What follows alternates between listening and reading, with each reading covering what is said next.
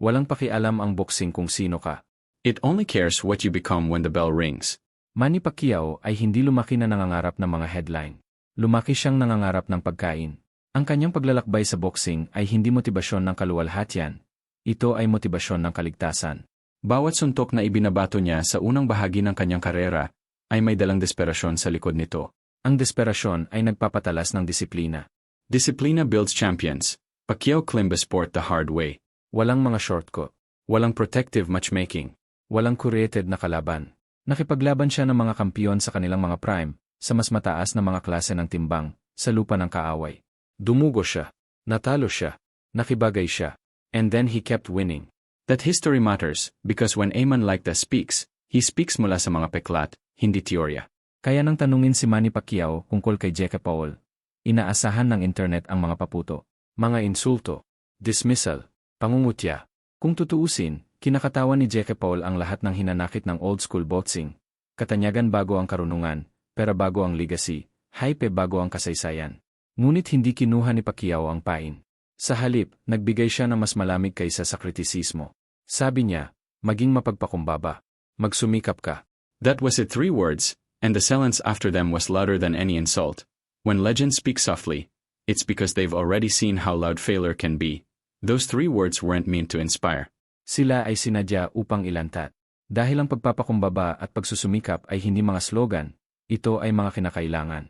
Lalo na kapag ang usapan ay napunta sa pinakadelikadong ambisyon ni Jake Paul. Nakatayo sa tapat ng boxing royalty, sinusukat laban sa mga lalaking tulad ni Manny Pacquiao. Dito nagbabago ang pag-uusa. Si Jake Paul ay hindi na lamang habol ng mga panalo. Naghahabol siya ng validation. At ang validation sa boxing ay hindi nagmumula sa knockouts lamang. Ito ay nanggaling sa kung sino ang kaharap mo, kung paano ka maghanda, at kung ano ang iyong nabubuhay. Mas naiintindihan iyon ni Pacquiao kaysa sinumang nabubuhay, paatras na pumasok si Jake Paul sa boxing. Dumating siya na may dalang pera, katanyagan, at pagkilos, ang 3 bagay na karaniwang kinikita ng mga manlalaban sa pagtatapos ng kanilang mga karera. Lumilikha iyon ng isang mapanganib na ilusyon. Ang paniniwala na ang tagumpay ay garantisadong. Ang karera ni Pacquiao ay nagpapatunay ng kabaligtaran. Wala siyang kinita ng madali. Ang bawat sinturon ay nagkakahalaga sa kanya ng mga taon. Ang bawat legacy fight ay tumatanda sa kanya. Nagbayad siya gamit ang kanyang katawan, ang kanyang oras, at ang kanyang pagmamataas. Kaya naman hindi opsyonal para sa kanya ang pagpapakumbaba. Kailangan nito. Si Jake Paul, sa kabilang banda, ay nabubuhay sa isang panahon kung saan ang kumpiyansa ay pera. Ang lakas ay ginagantimpalaan. Ang pagdududa ay isang kahinaan. Ngunit ang boxing ay hindi gumagana sa mga algorithm. Gumagana ito sa pinsala. Alam ito ni Pacquiao. Kaya naman hindi teknikal ang kanyang payo. Hindi siya nagsalita tungkol sa footwork o anggulo o kombinasyon. Dahil ang mga iyon ay maaring ituro. Ang pagpapakumbaba ay hindi. Kapag sinabi ni Pacquiao na maging mapagkumbaba, hindi niya hinihiling na tumahimik si Jake Paul. Siya ay nagsasabi sa kanya na maging tapa. Kapat sa kinatatayuan niya. Kapat sa hindi niya alam. Kapat tungkol sa agwat sa pagitan ng mga highlight reel at championship round. Ang ibig sabihin ng kapakumbabaan ay pagtanggap ng coaching ng walang ego. Nangangahulugan ito ng mga pangunahing kaalaman sa pagbabarena, kahit na hindi umiikot ang mga kamera. Nangangahulugan ito ng paghahanda para sa mga pinakamasamang sitwasyon. Hindi ang mga pinakamahusay na kaso ng knockout. Natuto si Pacquiao ng pagpapakumbaba sa pamamagitan ng pagkatalo. Sa pamamagitan ng pagiging mawalan ng malay. Sa pamamagitan ng muling pagtatayo ng kanyang sarili, matapos siyang pagdudahan ng mundo. Kaya naman hindi niya kailanman nalilito ang kumpiyansa sa invincibility. Si Jake Paul ay hindi pa nararanasan iyon. At iyon ang panganib. Ang ikalawang kalahati ng mensahe ni Pacquiao ay mas hindi mapagpatawad, magsumikap, hindi magsanay ng husto. Hindi mukhang matalas. Hindi post-camp footage. Work hard, malupit ang bersyon ng hard work ni Pacquiao. Ito ay paulit-ulit. Nakakatamad. Ito ay masakit. Ginagawa nito ang parehong mga paggalaw libu-libong beses, hanggang sa mapalitan ng instinct ang pag-iisip. Ito ay pagkukondisyon hanggang sa ang pagkapagod ay hindi na parang dahilan. Hindi binuo ni Pacquiao ang kanyang pamana sa mga knockout lamang. Itinayo niya ito sa pagtitiis. Sa late round pressure. Sa kakayahang lumaban ng buong intensidad ng ang iba ay lumalaban. Doon napagpasyahan ang mga laban. Hindi sa unang round. Hindi sa press conference, sa malalim na tubig. Mukhang delikado ang lahat ng maaga. Ang mga alamat ay ibinunyag kapag dumating ang pagkahapo. Dito naging higit pa sa kontrobersya ang ideya ni Jake Paul laban kay Manny Pacquiao. Nagiging isang pilosopikal na sagupaan. Ang isang tao ay kumakatawan sa boxing bilang isang craft. Ang isa naman ay kumakatawan sa boxing bilang isang plataporma. Si Pacquiao ay hindi nasaktan yan.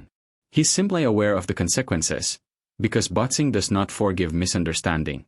Pinaparusahan ito, at ang payo ni Pacquiao ay nagmumungkahi na nakikita niya ang isang bagay kay Jake Paul na maaring pumunta sa alinmang paraan, potensyal, o sakuna. Si Jake Paul ay may kapangyarihan. May sukat siya. May ambisyon siya. Ngunit alam ni Pacquiao na ang kapangyarihang walang pagpapakumbaba ay nagiging walang inga. At ang ambisyong walang disiplina ay gumuho sa ilalim ng panggigipit, kaya ang kanyang mga salita ay mahalaga, hindi sila motivational quotes. Ang mga ito ay mga tagubilin sa kaligtasan. Sinasabi ni Pacquiao kay Jake Paul, kung gusto mong tumayo kahit saan malapit sa mga alamat, dapat kang maghanda tulad ng isa. Kung gusto mo ng respeto, kailangan mong kumita sa dating paraan. Kung gusto mong subukan ang iyong sarili laban sa kasaysayan, susubok ka pabalik ng kasaysayan, marahas. Hindi tinatanggihan ng boxing ang mga tagalabas. Sinisira nito ang mga minamaliit nito. Ito ay simula pa lamang. Dahil ang mensahe ni Pacquiao ay hindi lamang tungkol kay Jake Paul bilang isang malalaban. Ito ay tungkol kay Jake Paul bilang simbolo ng isang bagong panahon ng boxing. Isa na mas naiintindihan ni Pacquiao kaysa iniisip ng mga kritiko. Sa susunod na bahagi, mas lalalim pa tayo. Bakit hindi tumawa si Pacquiao? Bakit hindi niya tinanggihan ang ideya? At kung bakit ang kanyang mahinahong tugon ay maaring ang pinakanakakatakot na senyales sa lahat? Dahil kapag hindi nakipagtalo ang isang alamat, kadalasan ay dahil alam na niya kung paano nagtatapos ang kwento. Nakita na ni Manny Pacquiao ang bawat bersyon ng kumpiyansa na kayang isuot ng isang manlalaban. Nakita niya ang tahimik na kumpiyansa ng mga lalaking alam na handa na sila.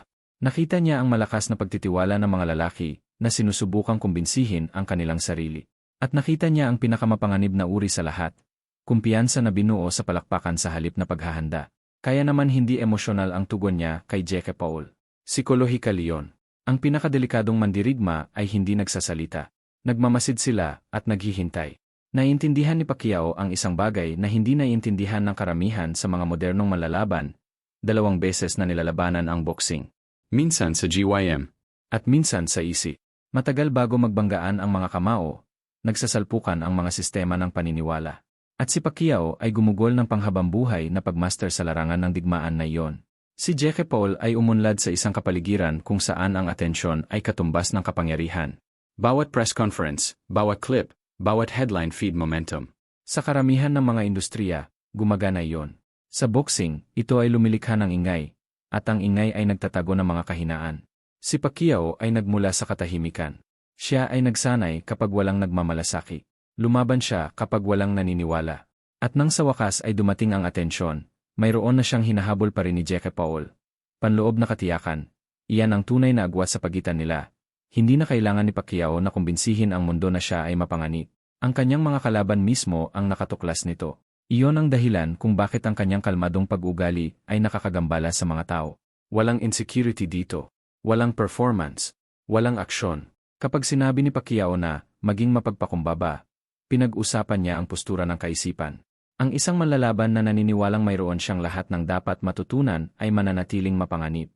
Nagiging pabaya ang isang manlalaban na naniniwalang wala siyang dapat patunayan.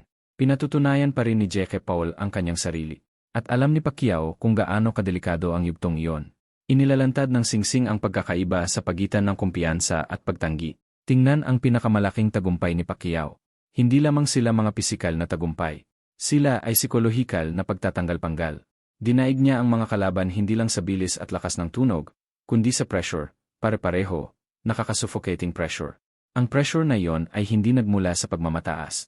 Ito ay nagmula sa katiyakang nakuha sa pamamagitan ng paghahanda.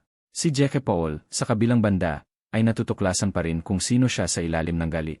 Hindi pa siya na-drug sa mga championship round.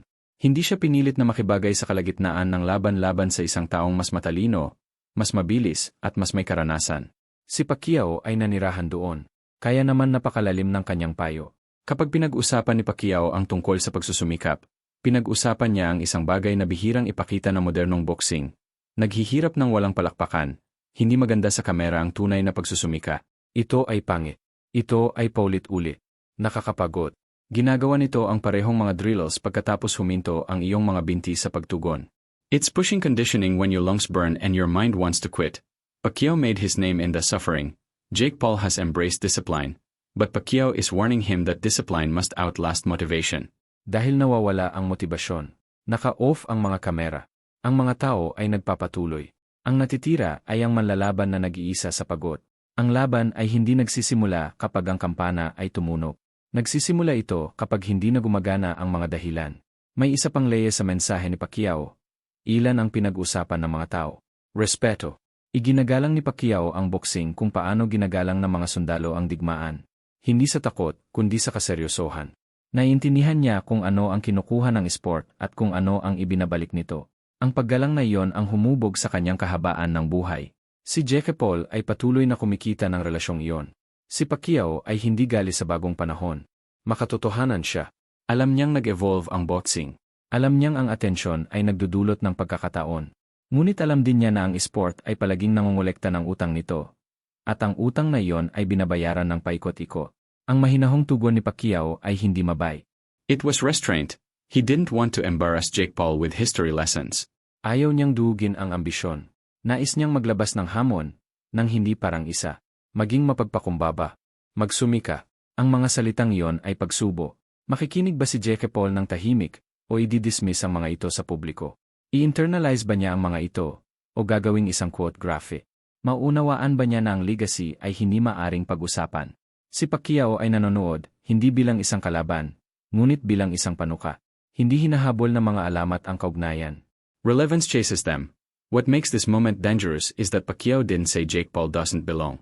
Ang katahimikang iyon ay lumilikha ng espasyo, at ang espasyo ay nag-iimbita ng ambisyon. Gusto ni Jake Paul na seryosohin ang kasaysayan ng boxing. Ngunit ang kasaysayan ay hindi nagbibigay ng akses sa pamamagitan ng mga view. Nangangailangan ito ng patunay. Ang payo ni Pacquiao ay mahalagang pintuan. Ilakad dito ng tama at sumusunod ang paggalang. Lakad dito ng malakas at ang boxing ay umuurong. Hindi ito tungkol sa edad. Hindi ito tungkol sa katanyagan. Ito ay tungkol sa kahandaan. Ang pag-iisip ni Pacquiao ay palaging simple. Maghanda para sa digmaan, magsalita pagkatapos. Kaya naman may awtoridad ang kanyang mga salita. Hindi sila idinisenyo upang manalo ng mga argumento. Idinisenyo ang mga ito upang maiwasan ang pagsisisi. Ang pinakamalaking hamon ni Jake Paul ay hindi si Manny Pacquiao. Oras na. Ang oras ay naglalantad ng mga kapintasan. Mga pagsubok sa oras ng pagkondisyon. Pinarurusahan ng oras ang mga shortcut. At si Pacquiao ay gumugol ng ilang dekada sa pag-aaral kung paano ito malalampasan. Si Jake Paul ay mabilis na natututo. Ngunit ang boxing ay hindi nagpapabagal para sa mga nag-aaral. Hindi mo maaring madaliin ang karanasan. Makakaraos ka lang ng matagal para kumita. Dito tumitindi ang tensyon. Dahil kung talagang gustong ibahagi ni Jake Paul ang espasyo sa mga alamat, hindi bilang isang panoorin, kundi bilang isang malalaban, dapat niyang yakapin ang mga eksaktong katangiang bumuo sa karera ni Pacquiao. Katahimikan, disiplina, kababaang loob, anything less becomes entertainment, not legacy, and Pacquiao knows the difference. What nangyayari kapag ang hype ay nakakatugon sa championship conditioning, at kung bakit ang babala ni Pacquiao ay nagiging mas brutal habang tumatagal ang isang laban. May isang sandali sa bawat seryosong laban sa boxing kapag ang ingay ay nawawala. Ang mga tao ay kumukupas. Natutunaw ang komentaryo. Ang mga kamera ay hindi na mahalaga. Ang natitira ay hininga, balanse, sakit at katotohanan. Si Manny Pacquiao ay nabuhay sa sandaling iyon ng mas maraming beses kaysa sa karamihan ng mga manlalaban. Hindi pa umabot si Jake Paul. At iyon mismo ang dahilan kung bakit lalong nagiging mapanganib ang payo ni Pacquiao kapag mas malalim mong pinag-aaralan ito. Ang bawat tao ay may plano, hanggang sa mawala ito ng pagod. Naiintindihan ni Pacquiao ang isang bagay na kadalasang nakakaligtaan ng mga kaswal na tagahanga. Ang boxing ay hindi tungkol sa kung sino ang pinakamalakas. Ito ay tungkol sa kung sino pa rin ang gumagana kapag ang katawan ay nagsimulang mabigo. Ang mga maagang round ay mapanlinlang. Ang kapangyarihan ay mukhang mas matalas. Parang walang hirap ang bilis. Ang kumpiyansa ay nararamdaman na makatwiran. Ngunit ang mga elite na labanan ay napagpasyahan sa ibang pagkakataon. Ikapitong round. Ikasyam na round. Round 11. Doon binuo ni Pacquiao ang kanyang reputasyon. Ang mga laban ni Jake Paul, sa ngayon, ay bihirang naninirahan sa teritoryong iyon. Maaga siyang nangibabaw. Nakontrol niya ang bilis. Siya ay umasa sa mga pisikal na kalamangan. Ngunit alam ni Pacquiao na bumagsak ang diskarte laban sa mga malalaban na tumatangging masira. Hindi naghintay si Pacquiao na mapagod ang mga kalaban. Pinilit niyang pagod. Gumawa siya ng kaguluhan. He increased pressure when others slowed. That's not talent. That's conditioning married to willpower. Pacquiao's style was never about perfection. Ito ay tungkol sa lakas ng tunog, mga anggulo, at walang humpay na momentum. Na-overwhelm niya ang mga kalaban hindi dahil natamaan niya ang pinakamahirap, kundi dahil hindi siya tumigil sa pagdating. Totoo ang kapangyarihan ni Jake Paul. Ngunit nagbabago ang kapangyarihan kapag nawala ang oxygen. Mabagal ang mabibigat na sunto. Naninikip ang mga kalamnan. Naghihirap ang paggawa ng desisyon. Ang payo ni Pacquiao, magsumikap, ay hindi tungkol sa pagiging kahanga-hanga sa mga klip ng pagsasanay. It's about surviving when everything hurts. Iyan ang pagsubok na hindi pa nararanasan ni Jake Paul. Lumalabo ang kapangyarihan. Nagpa siya ang pagkondisyon. Nakipaglaban si Pacquiao sa mga dibisyon ng timbang dahil pinapayagan ito ng kanyang makina. Walang tigil ang kanyang mga paa. Ang kanyang mga kamay ay hindi kailanman bumagal. Ang mga kalaban ay hindi makapagpahinga. At nang sinubukan nila, pinarusahan sila ni Pacquiao dahil dito. Si Jake Paul ay nagpakita ng pagbuti sa footwork, depensa, at kalmado. Ngunit ang pagpapabuti at karunungan ay hindi pareho. Naunawaan ni Pacquiao na ang boxing ay nagpaparusa sa bahagyang paghahanda. Sa antas ng piling tao, ang mga maliliit na kapintasan ay nagiging nakamamatay. Isang nahulog na kamay, isang mabagal na pivo. A delayed reaction. Pacquiao made a career out of exploiting moments like that. When Pacquiao told Jake Paul to be humble, he's also telling him to respect what he hasn't seen yet. Ang mga manlalaban sa kampyonato ay hindi nagbubunyag ng lahat ng maaga. Itinatago nila ang kanilang pinakamahuhusay na sandata hanggang sa mapagod ang mga kalaban para tanggapin ang mga ito. Paulit-ulit itong ginawa ni Pacquiao. Sinira niya ang mga kalaban sa mental bago tapusin ang mga ito sa pisikal. Nilunod niya sila sa aktibidad hanggang sa ang mga pagkakamali ay naging hindi maiiwasan. Ang kumpiyansa ni Jake Paul ay hindi nasubok sa ilalim ng ganoong uri ng panggigipi. At alam ni Pacquiao na ang pressure ay naglalantad ng katotohanan ng mas mabilis kaysa sa anumang panayam. Ang singsing ay hindi sumusubok sa katapangan. Sinusubok nito ang paghahanda. May isa pang patong dito na lalong nagpapahirap sa payo ni Pacquiao. Edad. Matagal na lumaban si Pacquiao upang maunawaan na ang kabataan lamang ay walang kahulugan kung walang disiplina. Tinalo niya ang mga mas bata, mas malakas na lalaki dahil mas malalim ang kanyang paghahanda at mas matalas ang kanyang pag-iisip. Bata pa si Jake Paul. Malakas. Confident, ngunit si Pacquiao ay talagang nakipaglaban sa mga lalaki at pinanood silang bumagsak kapag ang mga plano ay nabigo. Dahil ang boxing ay nagpaparusa sa pagmamataas ng mas mabilis kaysa sa tako.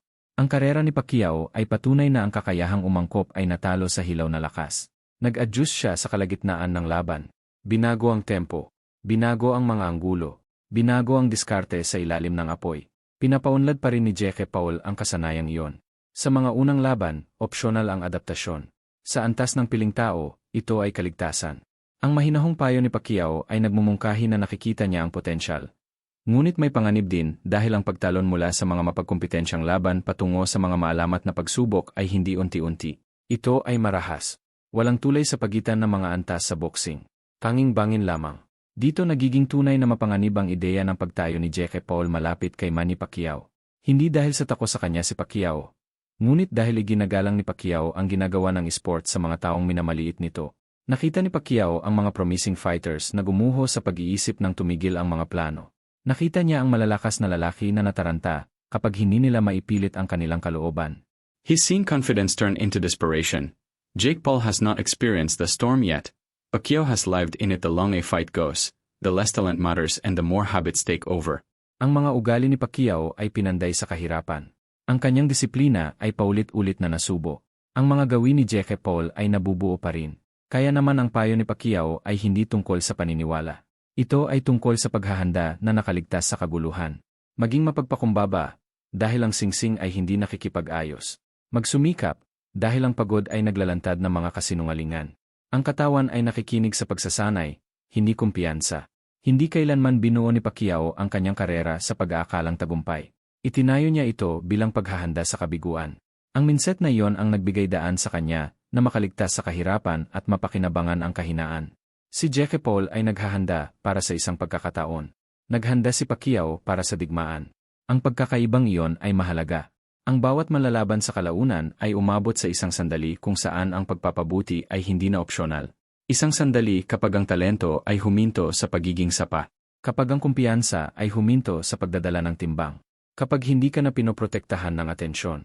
Para kay Jake Paul, eksaktong dumating ang payo ni Manny Pacquiao sa sandaling iyon. Hindi sapat na maaga para hindi papansinin. Hindi pa huli para maging walang kabuluhan. Sa tamang oras, binibigyan ng boxing ang bawat malalaban ng pagpipilian, matuto, o maturuan sa mahirap na paraan. Nanindigan si Pacquiao sa magkabilang panig ng pagpipiliang iyon.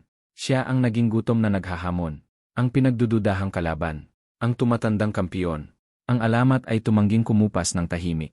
Bawat yugto ay nagturo sa kanya ng isang bagay na brutal at kapakipakinabang. Kaya naman ang kanyang mensahe kay Jake Paul ay hindi emosyonal. Ito ay pag-iwas. Alam ni Pacquiao na ang mga karera sa boxing ay hindi karaniwang nagtatapos sa pagdiriwang. Nagtatapos sila kapag ang mga mandirigma ay huminto sa pakikinig, sa mga coach, sa mga babala, sa katotohanan. Si Jake Paul ay mayroon pa ring kambihirang pagkakataon na pumili ng iba. Kung si Jake Paul ay tunay na sumisipsip sa mga salita ni Pacquiao, ang kanyang buong diskarte ay nagbabago. Ang pagpapakumbaba ay hindi nangangahulugan ng pagpapababa ng ambisyon. Nangangahulugan ito ng paggalang sa proseso. Nangangahulugan ito ng pag-unawa na ang legacy ay binuo sa katahimikan at inihayag sa mga sandali ng krisis. Ang pagsusumikap ay hindi nangangahulugan ng mas mahabang mga kampo. Ibig sabihin mas malalim. Nangangahulugan ito ng paghahanda para sa mga laban na hindi na ayon sa plano. Nangangahulugan ito ng pagiging komportable kung saan nagpanik ang iba. Nagtagumpay si Pacquiao sa discomfort na iyon. Ang mga mahusay na manlalaban ay hindi umaasa na matapos ang mga away ng maaga. Naghahanda sila para sa kanila na magtagal. Ang pagkakaiba sa pagitan ng panoorin at legacy ay pagtitiis. Kahit sino ay maaring sumikat sa madaling sabi. Ang mga alamat ay nakaligtas ng paulit-ulit. Si Jake Paul ay nagulat na sa mga kritiko sa pamamagitan ng pagseryoso sa boxing. Ngunit ang pangako ay dapat na umunlad sa karunungan. Mas naunawaan ni Pacquiao ang ebolusyon na ito kaysa sa karamihan dahil nabuhay niya ito sa mga dekada. Hindi kailanman nalilito ni Pacquiao ang atensyon sa tagumpay. Pagpapabuti ang habol niya, hindi palakpakan. Ang disiplinang iyon ang dahilan kung bakit mahalaga pa rin ang kanyang pangalan. Ang kinabukasan ni Jake Paul ay nakasalalay sa kung matututuhan niya ang parehong aralin. Kung hindi pinansin ni Jake Paul ang payo, ang boxing ay tutugon ng walang awa. Ang esport ay palaging ginagawa. Paparusahan nito ang mga teknikal na pagkakamali. Gagawin nitong kalituhan ang kumbiyansa. At kapag nangyari iyon, hindi mahalaga ang mga dahilan. Hindi hinuhulaan ni Pacquiao ang kabiguan. Inilalarawan niya ang mga kahihinatnan. Ang boxing ay walang pakialam kung ano ang ibig mong gawin. Ito ay tumutugon lamang sa kung ano ang iyong pinaghandaan. May isang bagay na halos kagalang-galang sa pagpigil ni Pacquiao. Hindi siya tumawa. Hindi niya pinaalis si Jake Paul bilang isang outsider. He treated him as a fighter, which is the highest compliment boxing gives. But that respect comes with responsibility. If Jake Paul wants to share space with legend, he must carry the weight of the standards. Ang mga pamantayang iyon ay hindi mapagpatawad. Hinihingi nila ang pagkakapare-pareho, disiplina, at pagpapakumbaba ng matagal pagkatapos na mawala ang hype. Namuhay si Pacquiao sa ilalim ng mga pamantayang iyon. Ngayon ay tahimik niyang inaalok ang mga ito kay Jake Paul. Ito ang sangandaan kung saan nabigo ang maraming manlalaban. Naririnig nila ang payong ngunit hindi ito isinasaisip. Inuulit nila ang mga salita, ngunit hindi binabago ang mga ugali. Iginagalang nila ang mga alamat sa publiko, ngunit binabaliwala ang mga ito ng pribado. Ang babala ni Pacquiao ay hindi maaring kalahating sundin. Ito ay lahat o wala. Hindi ka maaring humiram ng pamana. Kailangan mong magdugo para dito. Si Jake Paul ay may isang bagay na hindi nakuha ng maraming manlalaban. Oras. Oras para matuto. Oras para mag-evolve.